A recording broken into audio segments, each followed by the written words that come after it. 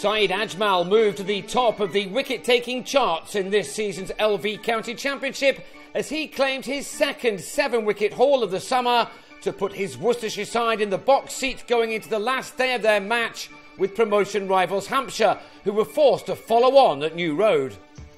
The penultimate day of this top-of-the-table clash actually started off rather well for Hampshire, who began it on 10 for 1, trailing by 392 runs. Neither Will Smith nor Jimmy Adams had any problems for much of the morning session as they looked to bat for a long time. With a fair amount of time lost to the weather on the first 2 days, they may well have been happy to bat out time, taking a draw away from their closest rivals. By the end of this day, they would definitely be happy with a draw here. For now, both Smith and Adams played very well as they added 107 runs for the second wicket after Michael Carberry had been out first ball on the previous evening after Worcestershire had declared on 402 for 9. Smith is enjoying himself as a Hampshire player, and this fine glance for 4 took it to his third 50 of the season. That was his second successive 4 off Shaikh Chowdhury, taking his tally of boundaries to 9 off the 103 balls he'd faced up until this point. It was all going along rather nicely for the visiting team. Ajmal had got through 5 overs without a wicket, but 15 minutes before lunch, he had Adams' LBW on the sweep after making 40. Then, to the last ball of the morning session, Ajmal bowled Smith for 67 as the batsman picked the wrong ball to try to pull. It was the big moment of the day. So Hampshire went to lunch on 114 for 3, their first target here to get to 253 to avoid the follow-on. That didn't look as if it was going to be too much of a problem, with James Vince adding to his large boundary count this year.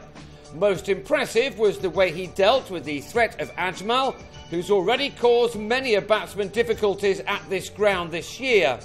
Vince appeared to be picking his various deliveries well enough. Hardly an innings goes by these days without Glenn Maxwell hitting a 6, and he did that here as he and his partner carried the total to 162. But one can often bring 2 or more with Ajmal about, and the Pakistani got a pair of wickets in the space of 4 balls. On 24, Maxwell was LBW, before Sean Irvine was bowled by a much quicker delivery for a duck. But with Vince still looking good, Hampshire would still have been confident of avoiding the follow-on. That was until, with the score on 190, Vince swatted a short delivery from Joe Leach to Matt Pardo, who held on to a very important catch in the deep. Vince had given it away on 48. Ajmal was then able to take over. Michael Bates nicked him behind to Ben Cox with 48 more runs required to ensure that Worcestershire batted again next. That gave the mystery spinner his third fifer of the summer. 9 more runs had been knocked off by the time that Ajmal made it a 6fer. Matt Cole's got a decent stride in, but was still given out leg before, allowing Charlie Morris to get in on the act by bowling David Balcombe for a duck, with a ball which didn't get up as much as the batsman had anticipated. Hampshire's last 5 wickets fell for just 29 runs after Vince was out, with Ajmal finishing the innings off by also hitting Danny Briggs' stumps. The spinner had taken 7 for 63 in 21.5 overs to dismiss Hampshire for 219 and to ensure that the two sides now joined each other on the top of the table. With the lead standing at 183, the follow-on was enforced, but then rain came to Hampshire's rescue at tea. It was 6 o'clock before the players got back on, with only 14 overs of the day remaining. Carberry avoided the pair with some powerful shots, but Ajmal picked up his 8th wicket of another fabulous day for him by getting Adams out in an almost identical fashion to the first innings. It gave the bowler his 37th wicket of the season.